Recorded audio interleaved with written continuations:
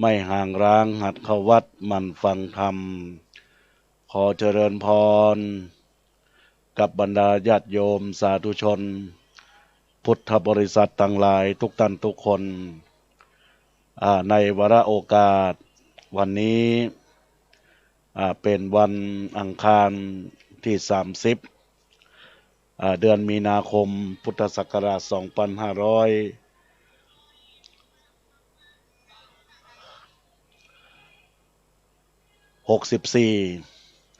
อาตมาภาพจักได้นำรายการธรรมะยามสายของคลื่นวิทยุเพื่อการศึกษาพระพุทธศาสนาและวัฒนธรรม FM 104.50 เมกะเฮิรตซ์วัดฝ่ายหินในเวลา 9 นาฬิกาถึงเวลา 10 นาฬิกาเนื่องด้วยในโอกาสนี้ทางอาตมาภาพก็จะได้มาพบปะกับบรรดาศรัทธาญาติโยมสาธุชนท่านทั้งหลายได้มาเจริญพรเจริญธรรมสักช่วงหนึ่งของรายการสักประมาณ10 นาทีอาตมาภาพก็จะได้ทำการได้เปิดซอประวัติอดีตเจ้าวาดวัดสันขยอมตำบลสันทรายน้อยอำเภอสันทรายจังหวัดเชียงใหม่ซึ่งได้มีการห้ำคำซอในวันทำบุญประจำเดือนของวันที่19พฤษภาคมพุทธศักราช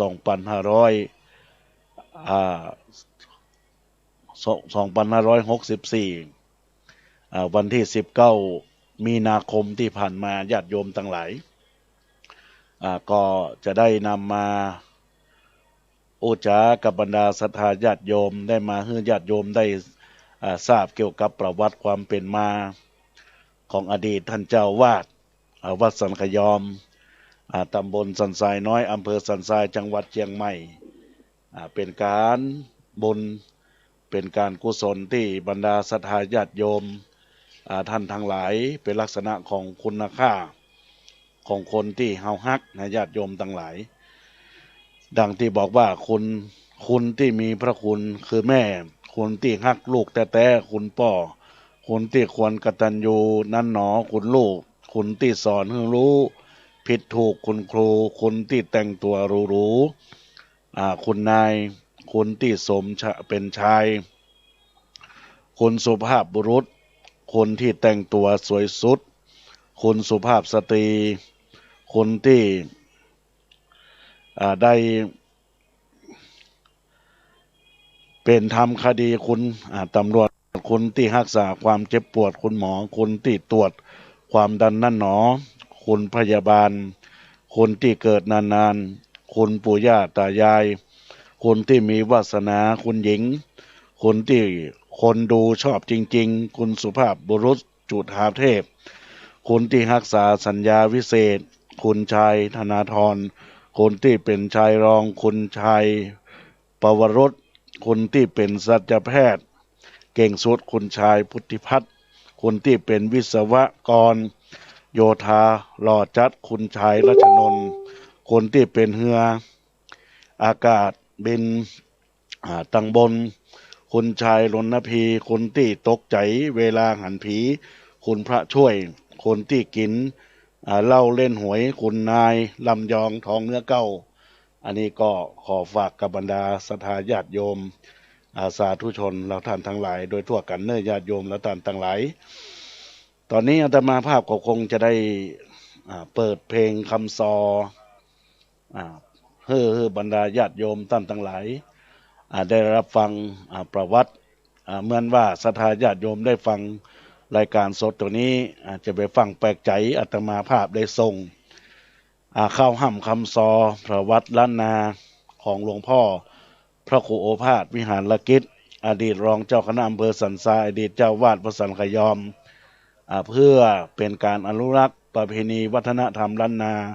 ถามว่าวันนี้จะได้พระอาจารย์แก่นหรือพระครูประหลัดกิติพงศ์กิติโสพโนไปตั้งใดพอดีว่าจะมีภาระธุระ ทางวัดเล็กน้อยนะญาติโยมในช่วงอันนี้ก็เข้ามาอุจากับบรรดาศรัทธาญาติโยมเฮก่อนหลังจากที่ได้อุจาเสร็จแล้วศรัทธาญาติโยมก็รับฟังคำห้าวคำซอแบบล้านนาของเราท่านทั้งหลายที่ได้อุจากันเพื่อความม่วนงานสะเล่างานนี้เป็นงานทำบุญประจำเดือนของวันที่19มีนาคม2564นะญาติโยมทั้งหลายได้ทำบุญทักษิณาทานอุทิศถวายกัลปนาลผลบุญได้มีการอัดคำซอประวัติของหลวงพ่อพระครูพาสวิหารกิจอดีตเจ้าวาดพระสันขยอมตำบลสันทรายน้อยอำเภอสันทรายจังหวัดเชียงใหม่อดีตรองเจ้าคณะอำเภอสันทรายเพื่อที่ญาติโยมจะได้รู้จักมักคุ้นได้ฟังแล้วก็มีความคิดระลึกคิดถึงสำนึกในบุญคุณแสดงออกซึ่งความกตัญญูกตเวทิตาธรรมดังนั้นแล้วอาตมาก็ขอฝากบุญกุศลทั้งหลายที่เปิดเข้าห้ำคำซอนี้ก็ศรัทธาญาติโยมก็ตั้งอกตั้งใจฟังเนื้อเพื่อความอนุรักษ์วัฒนธรรมประเพณีล้านนาของเจ้าพุทธของเฮาตั้นทั้งหลายชาวไทยล้านนาเปิ้นว่าเสียงก้องเสียงกองเสียงมองต่ำเข้าเสียงตู้เจ้าเล่าธรรมเสียงต่างๆที่มีเอกลักษณ์วัฒนธรรมล้านนาเนี่ยมันมีความสำคัญในญาติโยมและต่างๆหลายดังนั้นแล้วก็ขอฝากกับบรรดาศรัทธาญาติโยมสาธุชนพุทธบริษัทต่างๆหลายที่ได้รับฟังอยู่ในขณะนี้ก็ขอบอกบอกกล่าวประกาศให้ญาติโยมต่างหลายได้รับฟังโดยทั่วกันเพื่อเป็นบุญกุศลแผ่กุศลฟังไปตัวระลึกไปตัวในญาติโยมต่างหลายบางผู้บางท่านอาจจะเคยหู้จักเปิ้นได้รับฟังวิทยุคลื่นนี้ก็คล้ายการฟังเข้าไปตัว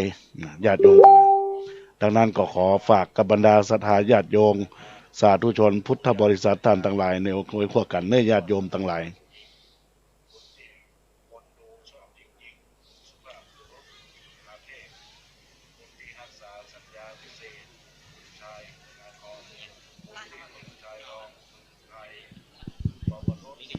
ราชสิงห์ไม่มีอำนาจอ่อนหรือว่าท่านพระครู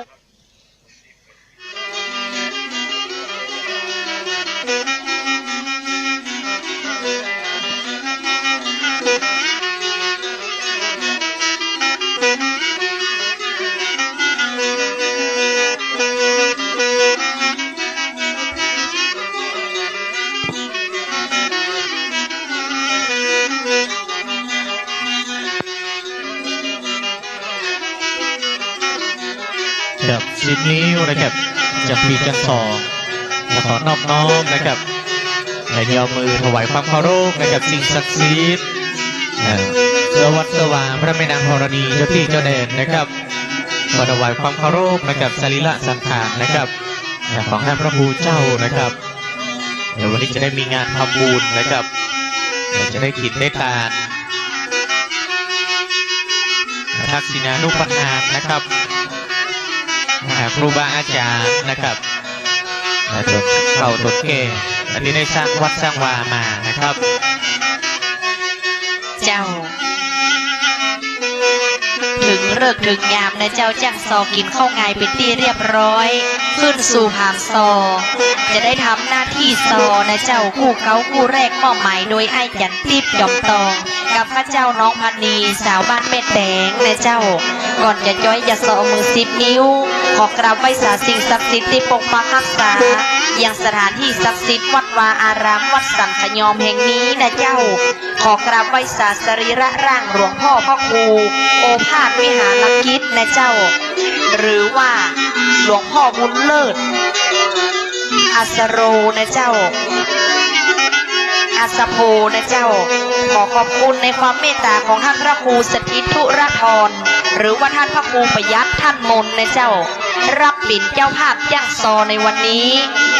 ติดต่อจ้างจ้อยจ้างซอมาซอห้ามประวัติของหลวงพ่อเฮานะเจ้าวันที่19 เดือนหน้านี่จะเป็นคณะลิเกนะครับเจ้า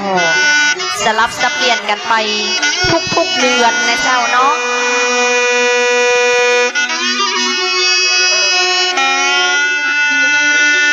วันนี้จังซออยู่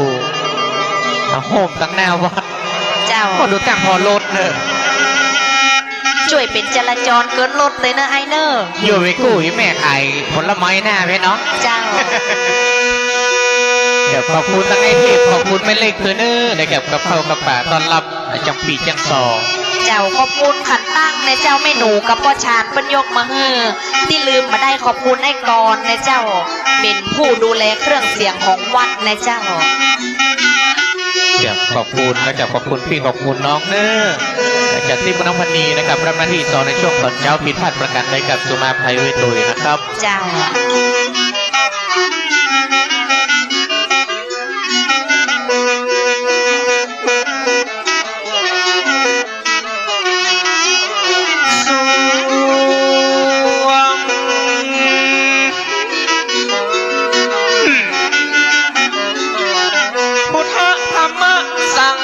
สังโฆอิติปิโสนะโมน้อมกราบองค์พระสยามเทวังอธิราชสิ่งมีอำนาจยกไว้เหนือเสียน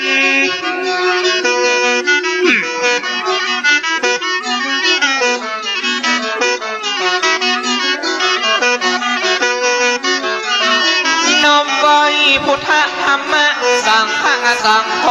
อิติปิโสขอนั่งมงกรมกราบองค์พระสยามเทวังอธิราชพุทธนักน้ำแม่นางทองระดีให้จะไว้เสื้อวางเสื้อวัดพระบทพระบาทต้นโพสลีพุทธนักน้ำแม่นางทองระดีจันทิมพันธ์นี้จะขอก้มกราบน้อมสันใดอย่าดีก็ช่วยกันห้ามก่อนจะทำพิธี10 โมงบ่ายเจ้าอ้ายเดี๋ยวเขาจะได้พักเนาะเจ้า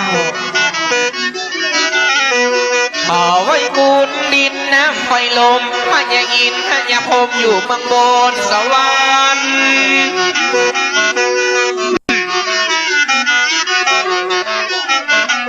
เนื้อเจ้าให้จะขอไว้เสือวางเสือวัดต้นมีสักนหัวฟังหักษาพระไงยากีพระไงยากาต้นหักษาอาจารย์ฟังเขาห้องให้จะวายพระโยมพระรามจะโยมพิบาลรักษามองน้ำฮอนสิ่งศักดิ์สิทธิ์ตัวคงเขตห้องเตดต้องประเทศเมืองปัจจุบันเจนคงตามมาตลอดถึงพระอริยเมตไตร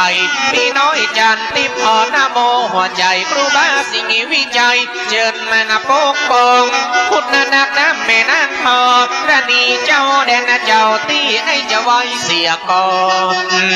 นี่ละน้องจักซอยกมือยอกราบน้องอย่างซอเข้านามาใหม่ไหวสาสิ่งศักดิ์สิทธิ์ปกปักรักษาพี่น้องคนฟังนะเจ้า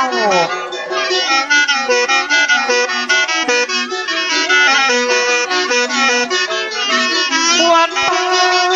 ผลบุญผลตานาทุกสิ่งขอให้ได้ลิงได้ลายมาหา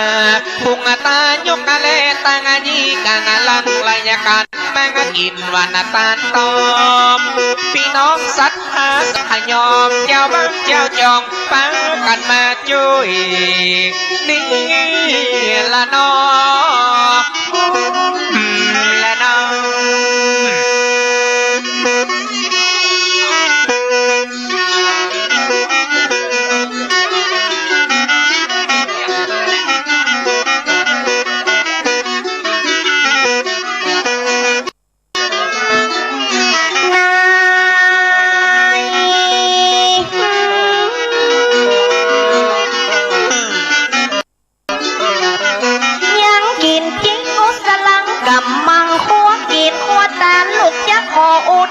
ถึงบิดามารดาผู้ประทาน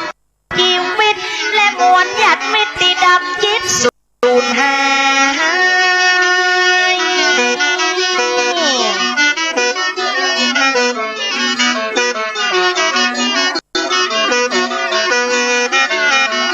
เยาเฮยปิตากุนังกัมมารดากุนังกัสสปะปาปังกวินา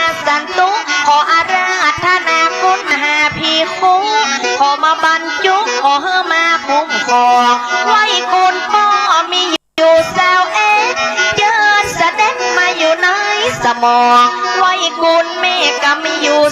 12มาเป็นกระดองป้องปองลูกไว้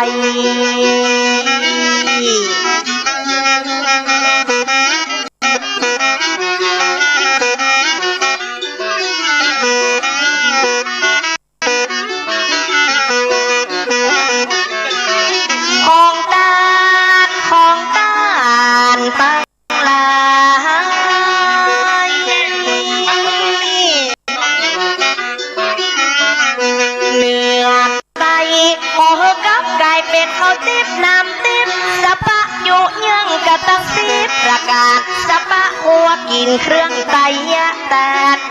ของวงวันป้อลุงแม่ป่าตกเมื่อเยาเฮิมเบข้าเข้าง่ายตกเมื่อควายเป็นแผ่นผ่านเสื้อผ้าตอน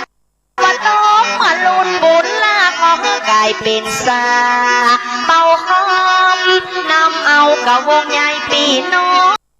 ขึ้นไปสู่ยอดมหาสวรรค์ไปห้าพวกกินไปห้าพวกตัดขอสุขสำราญเบิกบานห้อยบ้านขอเจริญเนี่ยกู้อันปัญญางนี่อันละน้อนี่ละน้อน้องละนาย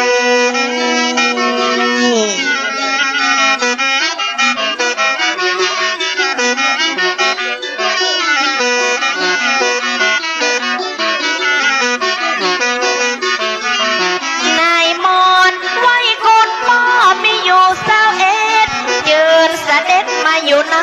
สมองไว้กุลแม่ก็มีอยู่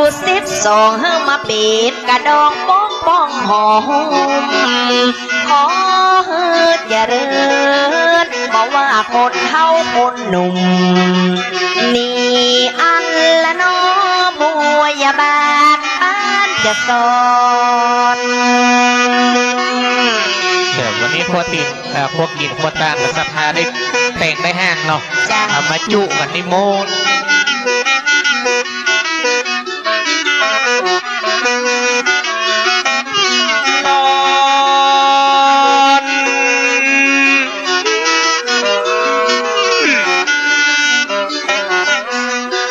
วันนี้วัดเขามีงานข่าวดำได้ว่าอย่าได้กลับจะตันไปห่างอดีตเจ้างาวาดหมอระนาภาพมาได้5 เดือนไป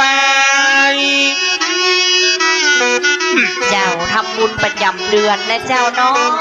ใบสาเจ้าน้อมไว้วัดเขาจะได้มีงานตานหาพระโคพัดวิหารกิจได้ยามาฟังพันนิ่งจันทิพย์นะมังออกหัวคิดจะห้ามกินห้ามตาลจะตอนรับประคนแก่คนเท่าบอกว่าลูกต้องมาเล่นลานสปะหัวกินหัวตาลเธอได้ไปจังนำดวงวิญญาณพันทองตั้งในวัดวันนี้มีมัจฉาพาโชคตัวเนื้อไอเนอร์ของคนจบดีได้แผ่วพัดลงเมื่อบ้านและเจ้ายินดีตัวเนอร์แล้วจะจวนศรัทธาตั้งหลาย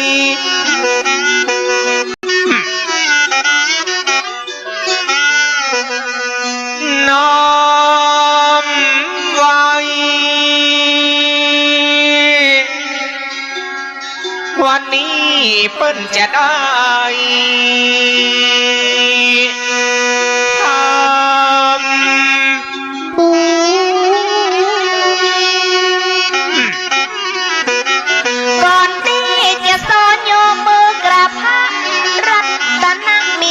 3 ประการไว้คุณพระพุทธคุณพระธรรมคุณพระสังฆรักษาคนฟังกับพ่อลุงแม่ป่า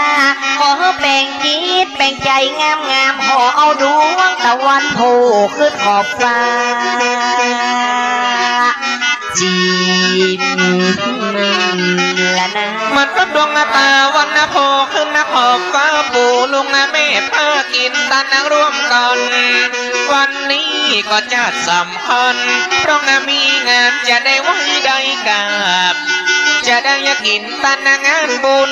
ได้ยังลงทุนมาร่วมเป็นเจ้าภาพตานไปหาอดีตเจ้างาวาดมอระนาภาพได้ไปเหมือนนะ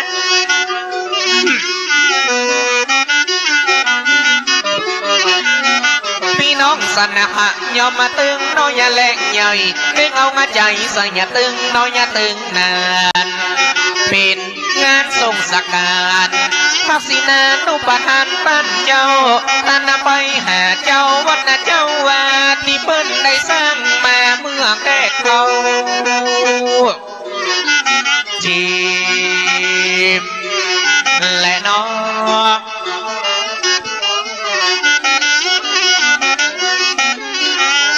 อย่าได้กินดานจัดงานอุทิศอย่าได้เป็นเครื่องติดลอยขึ้นสู่สวรรค์ทำบุญทักษิณานุปทานได้กินได้ทานอดีตเจ้าอาวาสพระครูโอภาสวิหารลักกิจท่านนี้ยันติดลูกขอยกมือกราบไว้สาอดีตเจ้าอาวาสได้มรณภาพจากไปรบกวนห้องหาไอ้กรตัวนะเจ้าเปลี่ยนทานใหม่ตัวนะเจ้าทานใหม่เสี่ยงเจ้ากินตานงานบุญได้ยัดงานอุทิศขอเป็นเครื่องติดลอยขึ้นสู่สวรรค์อุทิศบุญทักษิณานุปทานกันได้กินได้ตานโดยกันที่นี่น่าเป็นน่าบุญกันแล้ววาสนาที่ได้ปิกมาซ้อมวันนี้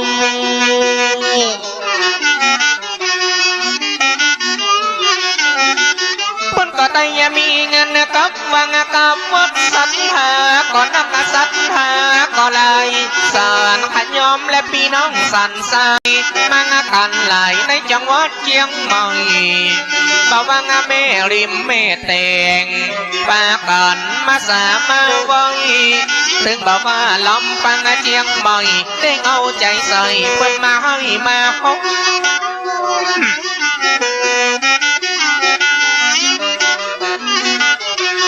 ปังกันมังตึงเฮาตึงเกตึงป้อตึงเมตึงบ่ฮือมัวมองคณะศรัทธาบ้านสารขยอมมาให้มาหอมมาสั่งมาไว้10 นิ้วขยกมือสาต่างดวงบุกผาและมาลาดอกไม้จีบและน้องก่อนที่จะเศร้าไว้สาสิ่งศักดิ์สิทธิ์ตนมีเด็ดฤทธิ์มาปกปักรักษาไว้เทวบุตรไว้เทวดาตนไปบนละหนฟ้าอากาศพุดหนักน้ำปรมัยไอส่วนตนจำบุญกันและตนจำบาปตนไปบนโหนฟ้าอากาศตนที่น้ำหยาดไม่ตาน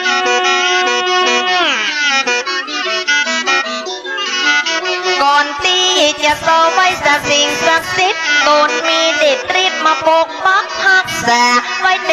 วบุตรไว้เทวดาลงมารักษากันลงมาปกป้องอย่ามีเหตุมีอาเพศและภัยอย่ามีอันตรายมาติดปีแปดน้องจีบและน้องให้จะห้องเอาไว้ไปงานสาปังแก้วรัตตานะมีตั้ง3 ประการพุทธคุณนังธรรม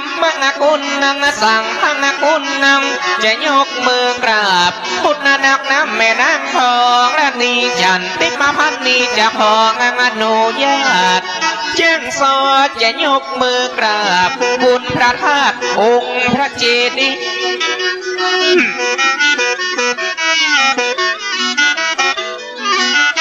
ไว้ตึงพระบุตรไว้ตึงพระบาทยกมือกราบพระธาตุโพสลีพุทธนักน้ำแม่นางทองระนีจันทิมาพันนีขอยกมือไว้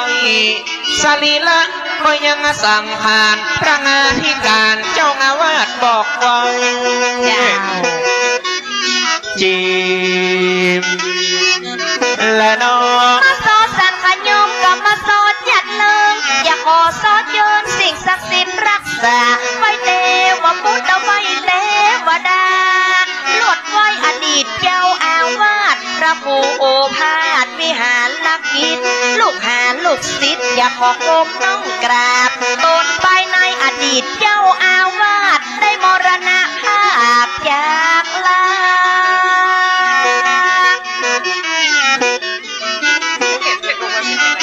กับพนีจันติบกับมานั่งกลางห้างลูกหลานมาด้วยความเมตตาย้อนท่านพระครูกับประยัดโทรหาติดต่อมาโสตีนีได้ตึงอาจารย์ติบพันนีแจ้งโสผู้นี้มาห้ามงานวันนี้จีบอันและน้อง พระโอสถิตทุกงานราธรวัดสารขยอมท่านเป็นรักษาการได้ยาเมตตาท่านก็ได้ยาบ่งบันเอางานทิมงานนะจ้างสองงานจ้างปีเอามางาห้ามกินนะห้ามตาลในการในงานวันนี้ท่านพระโอใจบานใจขี้ติดต่อพันนี้มาสอสารขยอม เจ้า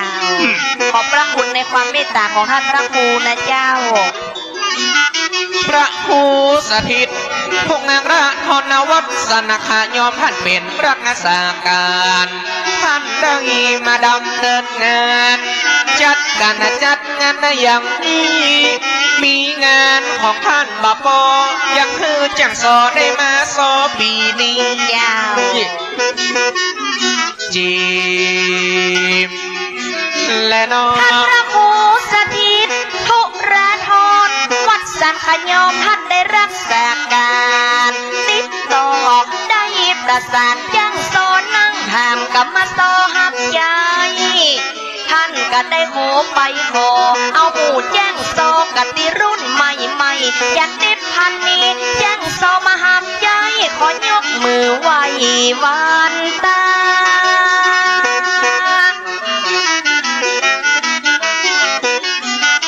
กะไออูมันกะถูกกะน้องว่ามันกะแม่นเหมือนพระเจ้ายอมเต้นเปลี่ยนกันไว้กันซาหน้าเป็นหน้าบุญกันแล้ววาสนาได้มาหันศรัทธาถึงคนหนุ่มคนเท่า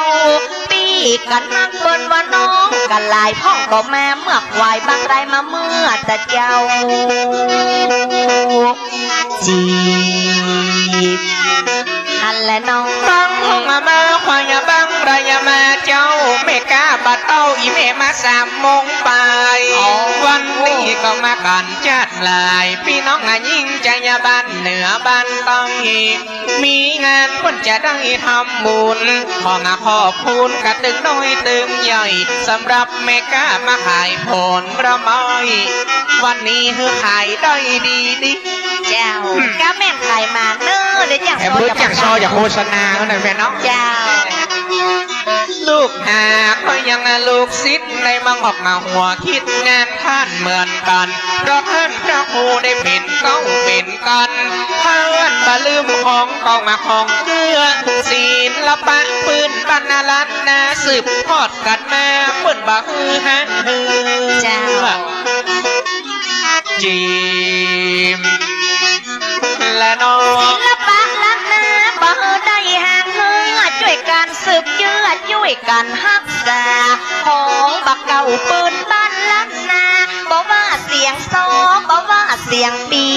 ปิดยันละต้องมันตั้งเมื่อกัตว่าเปิ้นบ่ปิดยันละนามันตั้งเมื่อกัตะกี้จัดการกินตามงานบุญครั้งนี้ท่านบ่ลืมเสียงปี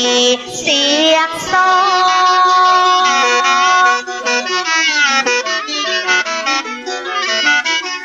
ป่อขี้เสียนกะตะตีดอกหมากได้มาป้าแม่ขี้ขาดดอกปอบ่ลืมแจ้งจ้อยบ่ลืมแจ้งซอได้โทรไปขอส่งกู้น้อยมีบ่อ้าย4 วันกับพี่น้องฟังคำอย่าปิกมานั่งถามอย่าได้มาซอมาจอยจี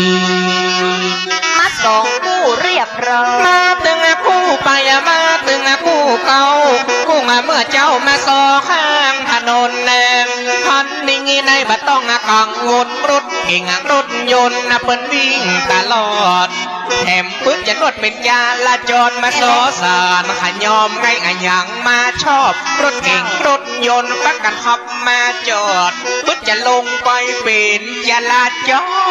แล้วประเดี๋ยวนี้เป็นอะไรยัง เดี๋ยวไปแจ้งชออยู่ อ๋อ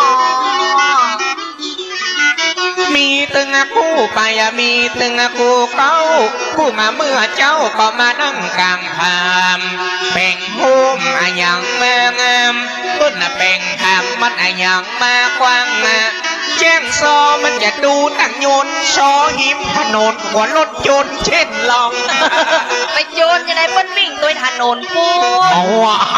หัวมันรั่ว มาเติงกู้ไปมาเติงกู้เก้าประเดี๋ยวข้าเจ้ามาซอข้างถนนบะไอ้ยันติดตัวบัต้องกังวลรถเครื่องรถยนต์ก็มีนี่เป็นแหลกเปิ้นวิ่งเปิ้นขับดีๆถนนเปิ้นมีตึงบันไดสันแหลกรถเก๋งรถยนต์จอดไว้เป็นแผนกเปิ้นจัดเปิ้นแจกนายงาม 1แยก2แยก3แยก4แยกวันนี้ โอ้วันนี้สอ โอ้ ง วันนี้จะดูต่างเอ็นชอชี้แยกนี่นะ มาตึงกู้ไปมาตึงกู้เจ้าสำหรับกู้เฝ้ามาซอข้างถนนบัดต้องหัวรถเครื่องรถยนต์บัดต้องหัวรถยนต์เนิดยันติปี้ไอปิดยาละจอดหัวจะมีปัญหาบึดมันจะโบกตั้งขวาบึดมันจะโบกตั้งชายแล้วตัวเอาน้องวีดมาก่อนอีเตอร์ โอ้แปลงเอาคนเดียวก่ะ อยู่ปากเอาน้อง มึดจะโบกตั้งขวามึดจะโบกตั้งซ้ายโบกคือแจ้งมอยมานั่งกลางทางวันนี้มีการมีงานหุ้มสัมสามันอย่างมากว้างสอสักขยอมมันบ่ฮอนเป้าใดจะบอกคือนายเฮาค่อยมาห้มสัมสาหุ้มไม่ยามันกว้างหุ้มใบบังธรรมชาติงามดี เจ้าวันนี้นี่ได้เปิงป้าอาศัยโฮมเก้าไม้สำสา เหมือนกับมาลูกศิษย์ขักหูบางตั้นเจ้าได้ยาปึ้งเอามาห่มโพสาลีได้ยาปึ้งปังตังบางเรื่องมีอดีตเจ้างางาวาดได้ขึ้นนาได้สั่งสัตหาวัดสันหายอมได้มาให้มาหอมช่วยตุ้มช่วยกอง เจ้า จีบและนอ มันอย่างความชั่วเปิ้งบุญความดียันติบพันนีเปิ้งห่มไม่ช้ำชา มันเป็นหน้าบุญกันแล้วว่าสักนา ได้มาเปิ้งห่มตีนี้ยังโซได้มานั่งกลางทางกับมาโซตัวกันในงานครั้งนี้จำเป็นได้เปิ้งน้องเปิ้งปีคณะสัทธาวัดสันขยอ โอ้ไปแล้วนะครับ สวัสดีเจ้าโอ้ตะมูดว่านั่งสูงหันทีดีเนาะ เป็นล่าว่าของขวัญมาแจกจังปีอะค่ะ ไปใจจะได้รถเก็บขยะ ทำรถมาเก็บจังปีกันเนอะ หากก็มีนายโกนบอก ถ้าเฮารับบัตรหอกมันยังหุ่มเป็นนอนถ้าเจ้าหมายจะรับรองเจ้าบ้านเจ้าจองถึงคนหนุ่มคนเฒ่าความสามัคคีความสามัคคีมันอะหยังมาดีปั้นจุ้ยกันเมื่อแต่เจ้าจีบฮัลโหลน้อง ความสง่ามาขี่กัดตึงปีตึงน้องสารขยอมเพิ่นเอากันเป็นกันบ้านแผ่นดินทองบ้านแผ่นดินทำเพิ่นช่วยกันรับเด็กลูกเจ้าบ่ว่างกับเฮางกับป่าเพิ่นได้ตกแต่งดาตอนรับมาเด้อเจ้าขอบคุณแถวแม่ครัวเก่าก็คือเม็ดเล็กเหมือนเนี่ยกินตังเนาะ อ๋อขอบคุณแม่ครัวตัวนะเจ้าขอบคุณแม่เล็กเนอะ เปิ้นว่ากินไข่ไก่จะไปลืมไข่เป็ดยังมีไอเทพนี่เปิ้นช่วยกันทำมากับเฮาอะหยังมาลำเฮามากินกันตึงเหมาะเสียงทานเฮาต้มกับมาเจ้าก่อนง่ายเพิ่งเอามายายสู่เฮาสู่นา เจ้า จีมและน้อ ไม่ ง ว่าเป็นความจริงและมันปัจจัยความเท็จขอบคุณเม็ดเล็กเกี่ยวกับปลาอาหารเขาต้มเมื่อไงก็มันญาติลำย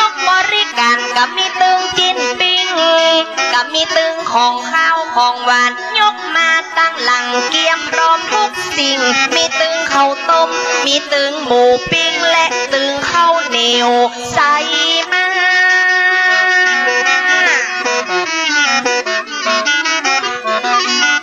บนว่าบ่อยได้ซอจะต้องซอเต็มที่บนว่าแมวบันนี้ละมันมาได้กินหนูวันยกขันตั้งเอามาวางมาอยู่ก็คือเมนูและหม้อชานดังอัน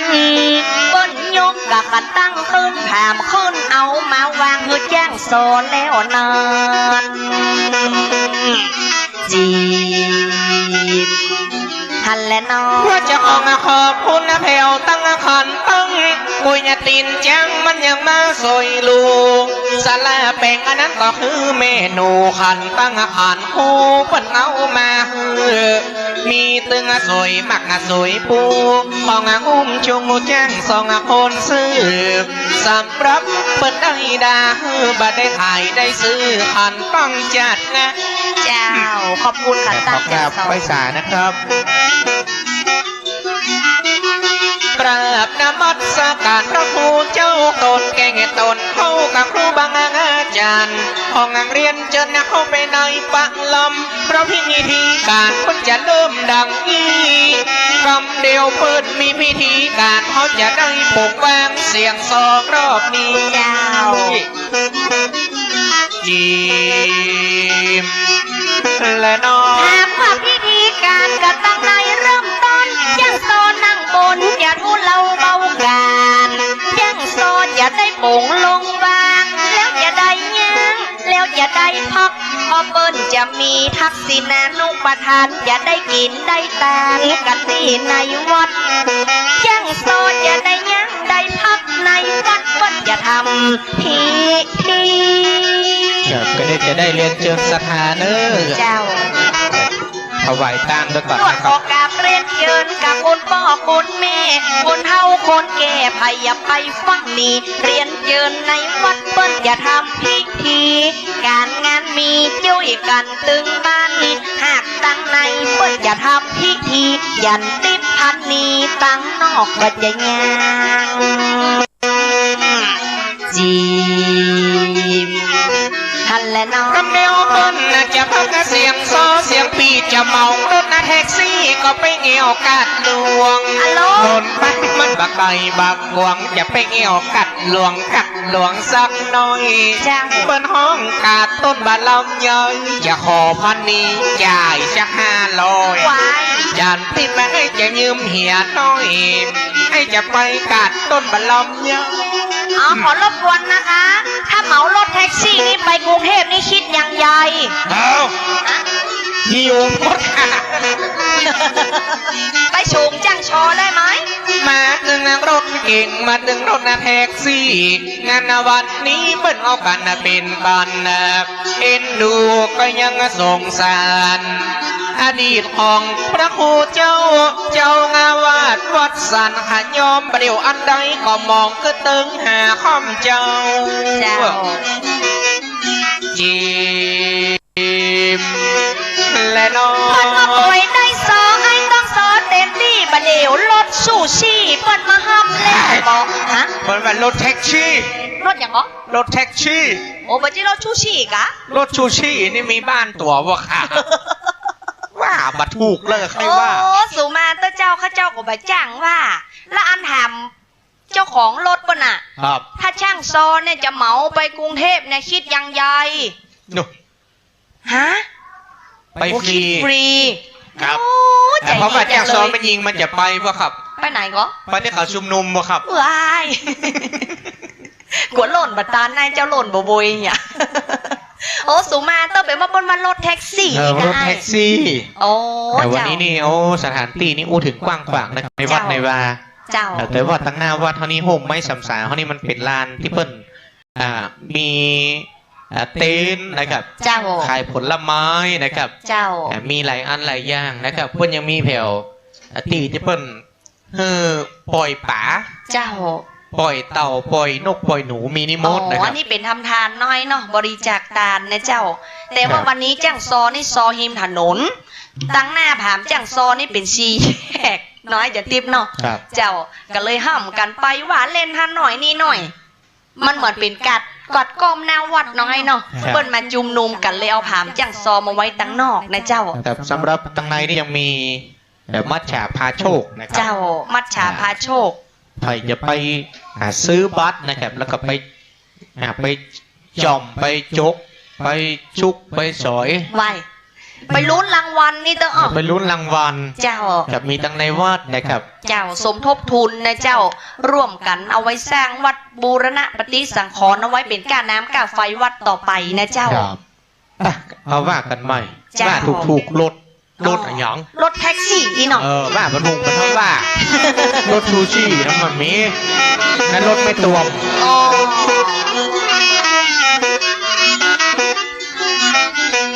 โอ้ยได้โซจะต้องโซเต็มที่รถแท็กซี่อันนี้เป็นรถของไผ่รถมาจอดนี่มากมายตึงยิงตึงใจกับคนเฮาคนแก่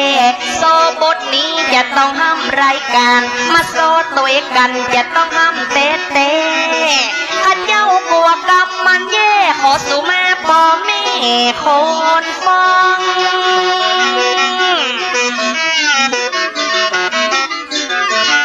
ว่าเล่นมาได้ว่าเล่นมาดอกอูยิกเกมหยอกไผ่ไปฟังเล่าควันยันติดพันนีมานั่งกลางทางไผ่จะไปยังขอเป็นลูกเป็นเต้าโซบทนี้จะต้องห้ามรายการรายชื่อรายนามเจ้าอาวาสตนเก่าจีมฮันและน้อง หลวงพ่อพระครูโอเพิดวิหารเริ่มคิดในงานดับจิตจะไม่เหมือนกันท่านเจ้าได้มองระนังได้ละวิหารมองระนาภาพตายลังลูกศิษย์ลูกหาวัดว่าแสนอะไรขนาดเสียงบุญตนเจ้างาวาดมองระนาภาพได้ไปหลายเดือน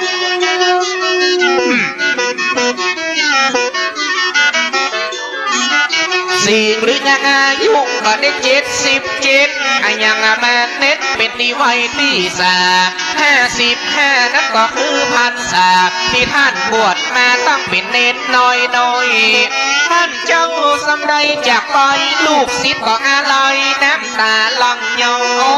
ย เจ้าสิริอายุ77 ปี และน้อง มันมาไก่กับปัจจุนคนขอกับปะปุสิริอายุ77 ปี เหลือกล้าคุณงามความดี55 ปีบวชเป็นตุเจ้า55 ปี55 พรรษาอยู่ในวัดในว่าบ่ฮือได้มองมนเศร้าครองเหลืองได้เป็นตุเจ้า55 ปีผ่านมา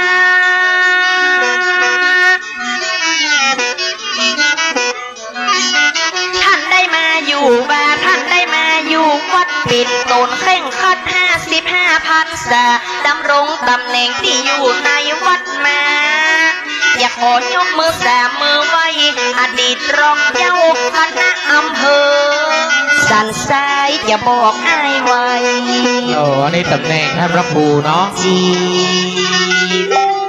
ท่านและน้อง สำหรับมาชื่อเดิมชื่อว่าบุญเลิศตึงดีประเสริฐตึงบะมีโมโหชายาอาสาโพตระกูลนคำภูเนอเจ้าอดีตนางรองเจ้ามาหาดนะตนสังฆะรึบะมองมนเศร้าอดีตเจ้าก็คณะนี้เราเป็นรองอำเภอเขตของสันสัก เจ้าบ้านเฮาได้อยู่เขตอำเภอสันทรายนะเจ้าเนาะ นางรองเจ้างาคานะแต่เป็นเจ้างางาเวิร์ดมอระนาภาพอย่างมาเสียใจลูกศิษย์กะตึงยิงกะตึงใจห้องบะเป็นห้อยตึงบะจังอีห้องยังอีบะจังว่าอย่าบอกใครก้อนบะตุกตัดใครอย่าตึงบะเข้าใจหู เจ้า จริงและน้อง กันบัดนกตาไผ่กระตึงบ่ฮู้ได้ยินกะกะฮู้มันบ่เหมือนปะตัวยังซอกบัดใจอยากหัวยกไว้เหนือหัวยกไว้เหนือเก้าอดีตตนเจ้าไปไหนโซ สันทรายหรือตุเยาอย่าขอยกใส่หัวใส่เก้าด้วยความนอบน้อมปูจา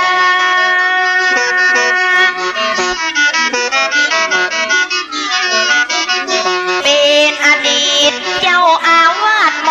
รณภาพจากไปแล้วนา77 ปี55 พรรษาสักหาบางห้องปอให้เพราะเก่าว่าอะไรหาท่านเจ้าครูบาเจ้าอาวาสท่านไทยจีอันและน้องคนว่าพยาบาลจนผลพอปะปุกสิริอายุ77 ปีปั้นเจ้างามีปางและมีบวชตั้งหลายปีตั้งมาเป็นละอ่อนนับมาอยู่ที่วัดสารพยอมตอนนี้ท่านได้พักผ่อนเป็นที่หูกันตัวห้องได้พักผ่อนท่านได้จากบ้าน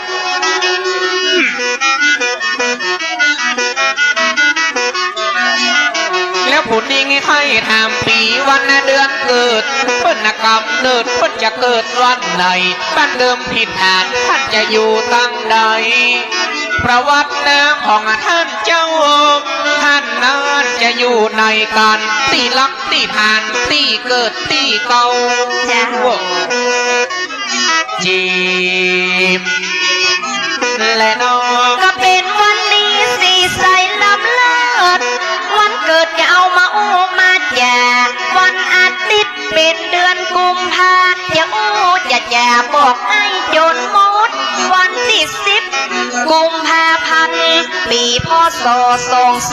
2486ในรายการบอกให้จนหมดเป็นวันอาทิตย์หน้าวันแห่งโอ้วันอาทิตย์วันมหาเสน่ห์ด้วยนะเกิดวันอาทิตย์วันมหาเสน่ห์มันกระยัดเท่เพราะเป็นวันเข้มแข็งวันอาทิตย์นี้ก็คือสีแดงอย่าเอามาอย่าน้องอย่าเอามาอู้คนว่าโอ้โยเฮาบัดเตกไว้ในเทวดาตนในก็บ่เข้าใจโหจีบและน้องพูดถึงปีวันเดือนเกิดได้ยกำเนิดแต่ปักนักนาวันอาทิตย์ที่10 กุมภาพ.ศ. ผ่านมา2486พูดถึงบ้านเดิมมาถิ่นฐานแจ้งสองไอ้จะห้อมจนมุดในอย่างไรการท่านเจ้างาได้จุดเป็นคนสันสายจะอู้หือฟังโอ้บ้านเดิมถิ่นฐานกำเนิดคนสันทรายเนาะไอ้เนาะเป็นคนสันทรายก็จังหวัดเชียงใหม่ตั้งแต่น้อยถึงใหญ่ตึงบัดได้โดนหนนะตึงบัดได้ตกอับตกจนนะเกิดเป็นคนตำบลสันทรายน้อยซ้ำเกิดเป็นคนสันทรายเป็นปอดใจมีนิสัยเรียบร้อยเจ้าจีบและน้องท่านเป็นนอนแดงดินท่านเป็นหินแดงหักเป็นเจ้าอาวาสศรัทธาก็เลื่อมใสซ้ำเป็นคนบ้านสันทรายเกิดที่บ้านสันทรายน้อยจังหวัดเชียงใหม่กับอำเภอสันทรายก็ซ้ำอยู่ไหลแม่ย้อยบ้านเดิมบ้านสันทรายน้อยเป็นอำเภอสันทราย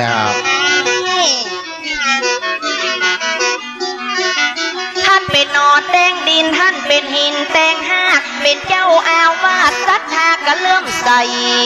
ซ้ำว่าเป็นคนสันทรายอย่างวัดเชียงใหม่บ้านสันทรายน้อยถิ่นฐานกำเนิดของท่านครูบาจะเอามาอู้มาอย่าซอห้ามให้เรียบร้อยขอไว้สารนะเจ้า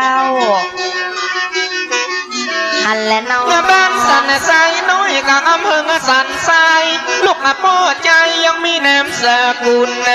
เพราะว่าท่านเป็นต้นบุญเกิดมาก็ตึงทราบซึ้งปันเลขที่148เหมือนกันสันทรายสักเป็นหมู่ที่1ท่านเจ้าก็ตึงทราบซึ้งคนที่ใดพึ่งคือพิดามารดาจ้า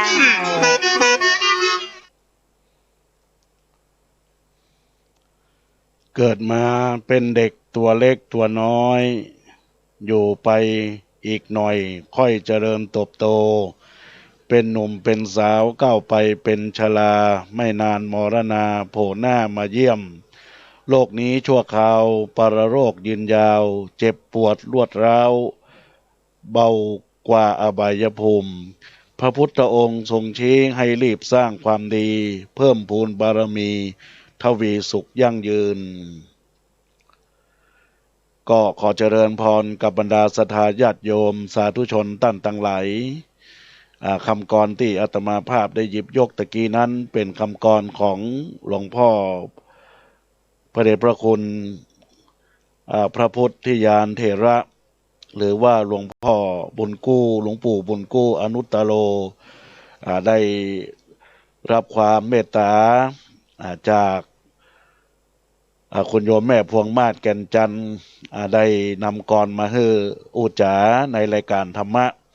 ยามสายวันนี้ได้รับฟังซอเข้าห้ำของพันนีและก็จันติบในงานทำบุญตอนที่19มีนาคมที่ผ่านมาประวัติก็ประจบในญาติโยมต่างหลายเพราะตอนนี้ก็จะได้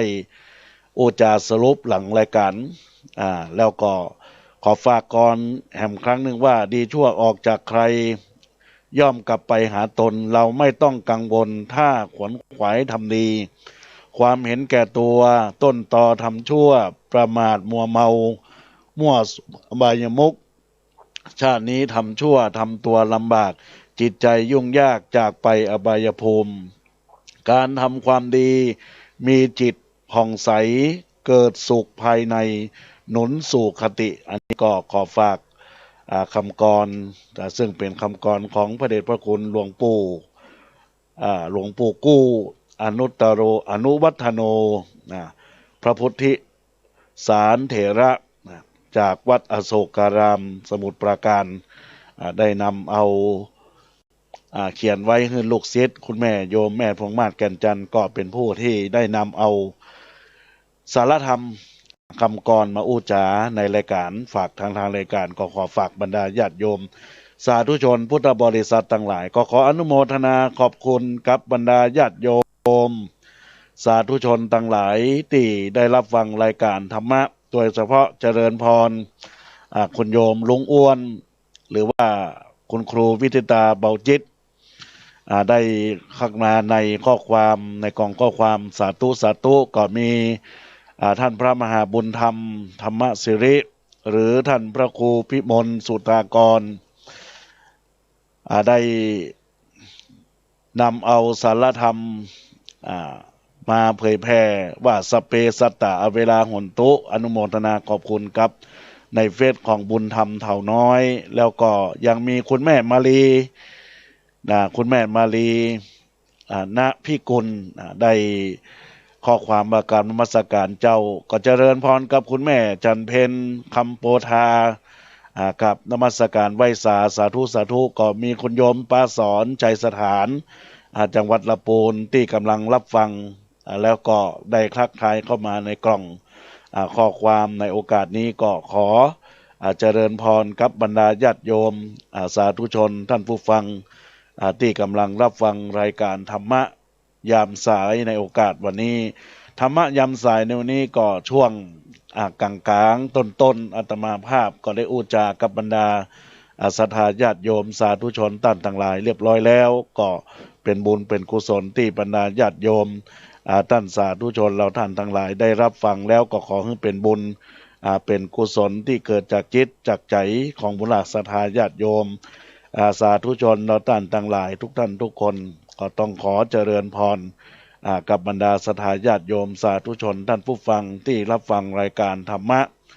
ยามสายของคลื่นวิทยุเพื่อการศึกษาพระพุทธศาสนาและวัฒนธรรม FM 104.50 เมกะเฮิรตซ์วัดฝ่ายหินในเวลา 9 โมงถึง 10 โมงซึ่งตอนนี้ใกล้จะเป็นเวลาที่จะหมดแล้วนะญาติโยมทั้งหลายสักครู่หนึ่งอาตมาภาพก็คงจะได้ปัญโจกปัญใจอำลารายการและเฮามาพบปะกันในวันพฤหัสบดีแถมครั้งข่าวหนึ่งในญาติโยมและท่านทั้งหลายตอนนี้ก็มีคุณโยม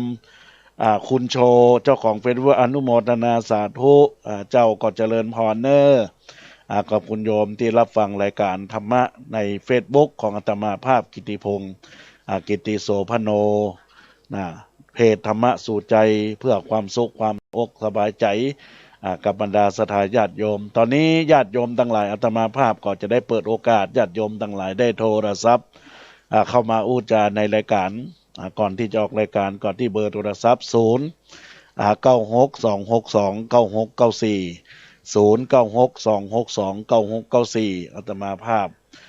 ก็รอรับสายหน้าไมค์ของบรรดาศรัทธาญาติโยมสาธุชนท่านผู้ฟังทั้งหลายที่กำลังรับฟังจากคลื่นวิทยุเพื่อการศึกษาพระพุทธศาสนาและวัฒนธรรม FM 104.50 เมกะเฮิรตซ์วัดฝ่ายหินแล้วก็รับฟังการไลฟ์สดใน Facebook กิติพงศ์กิติโสปโนเพจธรรมะสู่ใจเพื่อเป็นบุญเป็นกุศลสารธรรมอู้จาในวันนี้ก็เพื่อเป็นการอนุรักษ์วัฒนธรรมข้าวห้ำกำซอเป็นซอประวัติล้านนาประวัติของหลวงพ่อพระครูโอภาสวิหารกิจหลวงพ่อบุญเลิศอาสโพคำฟูผู้ได้ถึงแก่มรณภาพซึ่งเป็นอดีตเจ้าวาดวัดสันขยอมได้อัดไว้เพื่อที่จะได้เผยแพร่ให้กับบรรดาศรัทธาญาติโยมสาธุชนท่านผู้ฟังทั้งหลายในช่วงห่วงต่อไปแต่ละเวลาถ้าอาตมาภาพบรรยายจัดรายการก็จะเปิดซอเพื่อเป็นการอนุรักษ์เป็นประวัติสำคัญของอดีตเจ้าวาดเพื่อเป็นบุญเป็นกุศลให้บรรดาญาติโยมได้รับฟังเพื่อเป็นกาลที่บรรดาญาติโยมจะได้รับทราบ